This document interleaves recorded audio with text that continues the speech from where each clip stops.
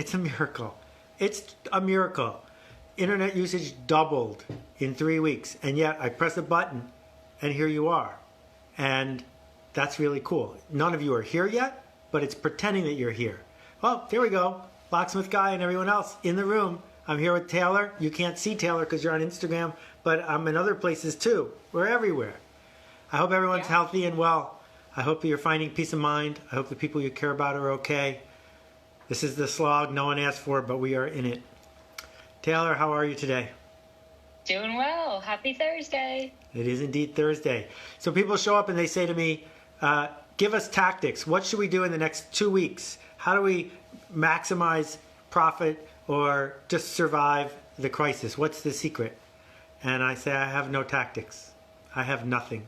You're not going to be able to do anything in the next 2 weeks that is going to transform your practice. But that's not what we're here to talk about. We're here to talk about the choices you could make about what happens after 2 weeks, 2 months from now.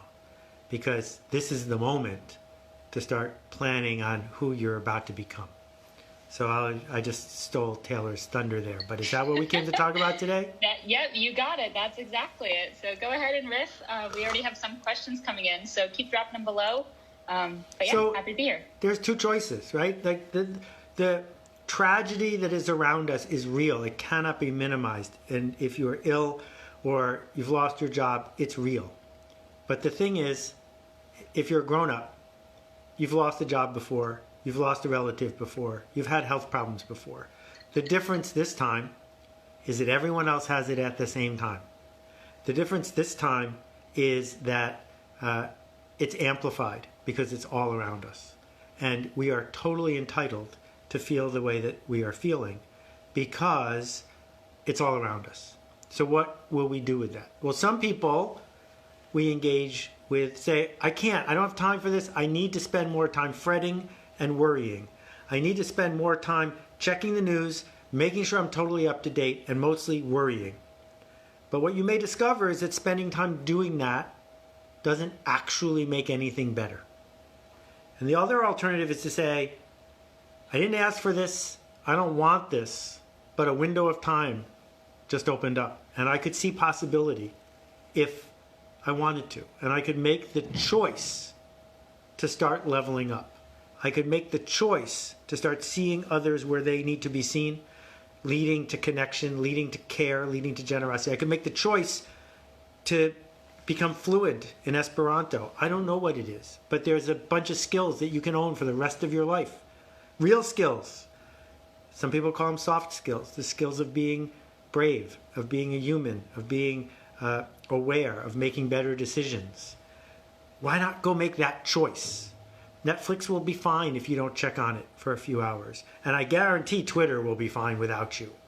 And so, the reason we keep showing up for work here at Akimbo, the reason we're running the Real Skills Conference, the reason the Alt MBA is so important is that some people have made the decision to become someone else a few months from now. And that is a choice. And that's what I'm trying to encourage people to do, with or without me, with or without our team, because that choice is when you're going to remember long after you forget what you read on Twitter today. Cool. I'm doing some different shifting today, so I'm hoping I'm noticing that. Well. I'm busy reading the things flying by. I love those hearts and comments. Someone from a barbershop said that they're number one barbershop in town. I feel for the barbers because even though I don't use a barber, sorry, you're not allowed to be a barber these days, but that'll be back for sure. And someone else asked, how do you get the attention of a hero? The thing that makes someone a hero is you can't get their attention and you shouldn't try. Heroes work remotely. I have so many heroes in my life. I get to ask myself, what would she do in this moment? What would they do right here? That's the beauty of it. They're with you. You're not going to get a mentor that you deserve because mentoring doesn't scale. But you can have all the heroes you want. And what you can do is act as if. Imagine that they're by your side. That's what made them a hero in the first place. All right, we have a question from Jonathan that I'm going to throw up here. So he said, also, I found, after 4 weeks of virtual connections on Zoom, Crowdcast, Facebook, I'm left exhausted from manufactured connections. And I know my cheeks are hurting sometimes after a bunch of Zoom calls, but he said, I think presence in the same room with other humans is irreplaceable. Where do you think that's irreplaceable versus something that we could create online? Yeah. Where does it get better? I love this question. Thank you, Jonathan. There are lots of things that are irreplaceable. I wish my shoulders worked the way they did when I was 20 years old. Never going to happen again. And there's no doubt that a walk in the woods in northern Canada with someone you care about who's there with full enrollment with you is precious. And I'm getting choked up even thinking about it. Can't have that right now. So what can you have right now? And that's the thing. What you don't want is the faux authenticity of someone trading favors. What you don't want is someone who's hustling you. What you don't want is someone who's jabbing, hoping that one day you'll give them something back. What you want is someone who's showing up simply because they can, with no ulterior motive. And that works wherever we are. I got to tell you, having had more in real life interactions with more people than most, because you take 2,000 photos in 1 hour with people after a speech, that's a lot. There's a lot of inauthentic interaction in the real world. And go to a restaurant when this thing is over and you'll see an old couple sitting there and they won't speak 2 words to each other. Maybe because they know everything about each other, or maybe because they can't stand each other. But still, the medium isn't the point. McLuhan would tell us that the medium is the message, and within every medium we get to do what we do. But the medium isn't the point. The point is our intent. Who are we there for, and why are we there? So maybe instead of marching our way through a Zoom call just to survive it, who's that one person that we haven't seen the way we need to see them, that we haven't spoken to the way we'd like to speak to them? A dear friend sent me an email a couple hours ago, and it changed my life. And it was an email, right? Something that was invented in 1960-something to survive a nuclear war. And here it was, 2020, showing up in my email box from one human to another. So, yeah, it can be bad, but if you want to, you could even make it better. Yeah. Going back to barbers, Lisa said that she's looking for tutorials online to cut her kids' hairs. So barbers, if you want to go online, there's an opportunity there. We have a question from Mark on Instagram. He said, what advice would you give to someone who wants to do more public speaking? And I'm going to attach to this as well. Given the state of the world right now, how could you be practicing when maybe you can't be doing it in public? Yeah, love this. Okay. So in London, there's a park where the tradition is that you can bring a soapbox, stand on it, and give a speech, and no one can stop you. And in the Union Square Farmers Market, 15 miles from here, for years and years and years, there was a guy who sat on the corner with a vegetable peeler showing people the world's best vegetable peeler. And he sold probably $1 million worth of vegetable peelers. He didn't need a permit to be a salesperson. If you want to get good at public speaking, you need to do public speaking. That's the only trick. The way you do public speaking is you turn on a camera and you give a speech. And there's never been a better moment to practice your public speaking. And go post it. Post it right here on Insta Live. Post it on Facebook. Just speak and get better at it. I wasn't good at it. And then I was a little bit better at it. And then I was better at it. But if you had seen me speak in 1987, I don't think you would have been impressed. Just show up. All right, so this is a question from Seb from Instagram. A few hours ago, I posted so people could start submitting questions. So you can always submit there or live. But Seb dives into this concept of identity that we kind of started with. He said, do I need to become a new person, or do I need to become the person I want to be? Wow. So let's agree that every day you wake up, you're a new person. Follicles of hair have fallen out of your head. Your epidermis has been replaced every few months, every few weeks. We're always a new person every time we open our mouth. What kind of new person do we seek to be? And when we look in the mirror, when we talk about our best version of ourselves, what is that? And so the real skill that overrides all the other real skills is if you could do a minute ago over again, what would that be like?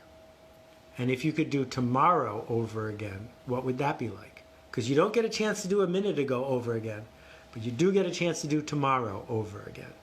And you can do tomorrow over again as the person you seek to become. And if that person isn't someone you're proud of, well, then it might pay to become a different person. Yeah. Karen is tapping into something we like to call people like us. So she said, you've talked about the concept of people like us do things like this on your blog before. How do you know, or how would I know if I'm a part of people like us? For me or for her? I think she wants to know if she's a part of what you call people like us. Okay, so Harley Davidson, a multi-billion-dollar company, is in the tattoo business, not the motorcycle business. They make more money from their clothing line than they do from their motorcycles. People like us, for Harley, has nothing to do with Seth Godin, and I think either for Taylor Harrington. You don't have a Harley tattoo, do you, Taylor? No, I don't. Don't worry. Okay, and so they're really clear who the people like us are. Not Seth. They could put a big ad. If you're not Seth, you could be people like us. So when I say to the people who are watching this call on Insta or on Facebook, this is a chance for us. If that doesn't resonate with you, good luck to you. It's not for you. Totally get it. You're not people like us. Fine. But if you want to be people like us, the way you do it is by doing things like this. That is the open nature of how tribes and commitment begin. Not based on what you look like or how tall you are or where you were born, but based on whether you do things like this. If you do things like this, you get to be people like us. Yeah, definitely. It's just so interesting. We have so many questions coming in. I'm loving this. And so many nice comments coming by. I know, so many as well. And it's so cool to see where everyone's from. So thanks for sharing. So this is a question from Ryan, also from Instagram. I think it relates a lot to what Seb's question was about identity, but he brings up the word stuck instead. And so he says, I'm stuck with no direction and I'm unsure of what direction to take. How can I make a decision? Right. Okay. So the great Keith Yamashita wrote a book called Stuck. And I'm not sure he and I completely align because I haven't read it in a while. But here's the deal. Stuck is a choice. And your calling is make-believe. Nobody has a calling. You are not born with the DNA to make you become a painter or a recording artist or a juggler. You picked it along the way. And you picked it because it comes with prizes. It comes with a way to connect with the world. But you don't have to own that because there's no one keeping track in a book that this is your calling. How dare you not do it? What we do are the things that we choose to do because of the chance we get to make a difference and the things that we will get from making a difference. And if you're feeling stuck, it could be because you don't see a path. It could be because you're afraid, Pressfield's resistance. And it could be because you got tricked by all these people who talk about your calling. And when you confront the hard work that's in front of you, you say, well, this can't be my calling. I'll go do something else. And we keep jumping around like a wandering generality, as Zig would say, instead of a meaningful specific. So I have a very practical suggestion for you. And Taylor and I talked about this a couple weeks ago. Go get the box of popsicles the next time you go to the store. You don't even have to get official popsicles. You could do it at home. And write down the 6 things you might be willing to commit 3 years of your life to. Just write them down. And then hand them to a friend and say, randomly pick one. Whatever you pick is what I'm going to do. In that moment, if you have a fear in the pit of your stomach that they're going to pick something you don't want, take it off the list. Whatever's left on the list, do one of those things. It doesn't matter which one. Because I did not set out to be giving a talk on Instagram and Facebook today. When I set out, there was no such thing, right? That we don't have a specific calling. We just have a shift we seek to make in ourselves and those we serve. And there are lots of ways to make that shift. There are hairdressers and barbers who are as effective as a therapist in changing someone's life. If you want to change someone's life through conversation, you don't have to go to medical school and become a psychiatrist. You can simply begin changing people's lives. Show up, show up, show up. The rapper doesn't matter that much. What matters is that you commit to a thing, a way to change people, a way to be proud of your work, and then it won't work as well as you hope, and you can adjust. But the adjusting happens after you leave the airport, not before you go. Yeah. All right, this is a question from Leroy on Facebook. So he said that his wife has some symptoms, so just sending my best wishes to her and the rest of your family that they're getting better. But he said resistance took him out of his routine that he was in, and now he can't seem to get back in. So what are your thoughts on that? Great question. And to everybody who's feeling symptoms, it's a slog, and you're going to be okay or not, but you're probably going to be okay. 99%. Persist. We get out of a rhythm because we're used to certain things working the way they work. And then we hit a speed bump, then there's an interruption, and we can't get back to where we were. Well, of course you can't get back to where we were because you were on a roll, because everything was aligned exactly the way you needed it to be. So the way to get back to your rhythm is the smallest possible unit of contribution, the smallest possible unit of success. Just a tiny step forward, because forward motion begets more forward motion, but waiting for perfect just begets waiting. Cool. I'm still getting used to swapping between the two. It's like time travel a little bit. All right, cool. So this is a question from Anadi. I hope I'm pronouncing that right. Also from Instagram. She said, I'm trying to gain, and let me preface this by saying I think it loops back into this idea of having meaningful conversations and understanding one another and empathy. So Anadi said, I'm trying to get a better understanding of what my customer wants. Maybe you can hear my dog in the background. I'm going to expand on her question just to give some more general knowledge or make it more general for everyone tuning in. But what are some good questions to ask your customer directly to better understand the story that they tell themselves and how you fit into that story? People are terrible at telling you the truth about what they believe and what they want. And the main reason is they're terrible at telling themselves the truth as well. It's really fascinating when I talk about placebos, because people will insist that while placebos work on other people, they don't work on them. And then I'll ask them some questions like, how much did you spend on a bottle of red wine? And when we finally get down to it, placebos work on everybody, but we don't want to admit it, because that's a story we don't want to own. And in the marketing seminar, when I challenge people to say, why don't you drive a used Honda Civic? Because that is the car with the greatest utility. Any other car that you buy, you're buying for a reason that has nothing to do with its ability to get you to the corner and back. Everyone defends their choice as if it's this rational, perfect thing. We're not rational, we're humans. That's a feature, not a bug.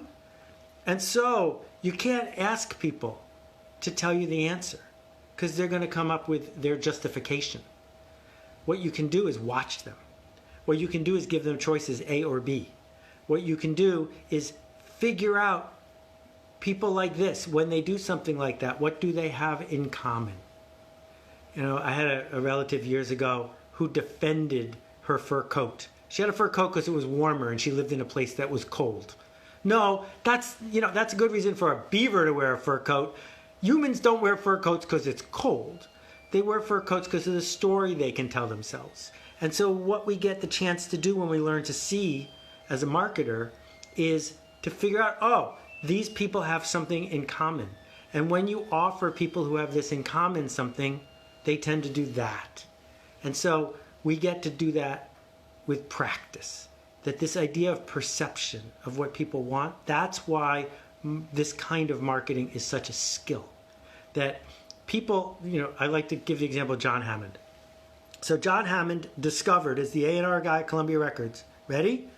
Benny Goodman, Bruce Springsteen, Aretha Franklin, and Bob Dylan in a 45-year career. One guy. How did he do that?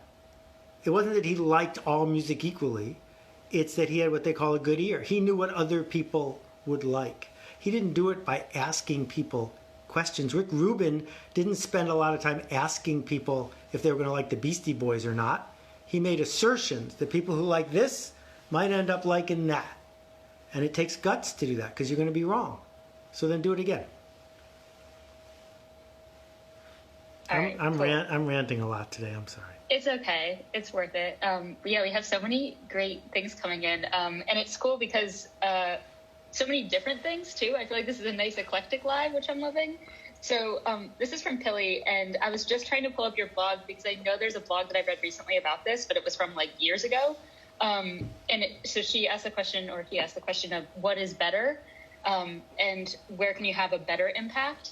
So I'm going to still try to find the line that I was thinking of because I wanted to intro it here, but you go first. Yeah, please, because I'm going to disagree with myself. I need you to find it right away. Better is tricky, isn't it? Like, what makes better chocolate? Because what I think of as better chocolate, Fruition 88% or Sean Askenosi's new peanut butter blend, you might not think is better because that's a matter of taste. Most of the things that people engage with in our economy are not better on a linear scale, right? That we know that the quality of a 1999 Toyota Corolla was better than the quality of a 1999 Rolls Royce if we measure quality as meeting spec, as getting the tolerances right. But still, a lot of people who could afford it bought a Rolls Royce because for them, it was, quote, better. And so what I want to remind you to do is walk away from the absolute value of I can prove I'm better. It doesn't work in B2B selling, doesn't work in almost anything we make. And instead say, for people who like this, for people who care about that, you might find this is something you prefer. And that frees us up to bring our own wisdom and insight and taste to the table. Because yes, there are absolute values. If you have to go to 50 therapy sessions versus 5 therapy sessions, I hope most of us would agree that 5 therapy sessions are better. But not for the person who really likes going to therapy. For the person who really likes going to therapy, 50 is better. So it's in the eye of the beholder. Did you find it, Taylor? I didn't, but basically what it was something like, it was comparing something where it was like, faster doesn't necessarily mean better, but faster wasn't the word. I don't know what that word was. So I'll keep thinking on it because it was a good one. So that's not the one from April 14th, though. We'll go. Go ahead. It was like deep back, like years. I was looking for some stuff for Instagram. But anyways, okay. So let me pop over to LinkedIn over here because I would encourage people to go to Seth.blog and search for Swedish matches, because Swedish matches will find a post from February called "What Does Better Mean?" So there we go. And if you get a chance to use some Swedish matches, I highly recommend them. The sound of the hot water going off in the office made my heart warm. I miss that sound, the little song it sings. But anyways, this one's from David from LinkedIn. He said, being authentic is difficult to understand. How can someone work on that trait? Oh, do we have ringers in the audience? This is one of my favorite rants. Authenticity is nonsense. Authenticity is worse than finding your calling. Authenticity was made up by a few Instagram influencers who are putting on a drama show. No. You don't want people in your life to be authentic. You don't want an authentic surgeon. You don't want an authentic policeman. You don't want an authentic lawyer. You want a consistent one. Someone who makes a promise and keeps it. That is what we want. We want a consistent musician, not one who shows up in concert tonight and says, I have a headache, I don't feel like playing. Yeah, that would be authentic, right? That there was a time when Van Morrison was trying to be authentic and he says, I'm sick and tired of singing this Moondance song, and wouldn't do it, right? Well, yeah, but I bought a ticket. I want real Van Morrison, authentic, leave him home, consistent Van Morrison, the Van Morrison I came to hear. So yeah, you probably want the people you're most intimate with to bring some authenticity to the table now and then. But if you're going to be a professional, if you're going to bring in the real skill of doing work requires consistency. You can do authenticity in your off hours.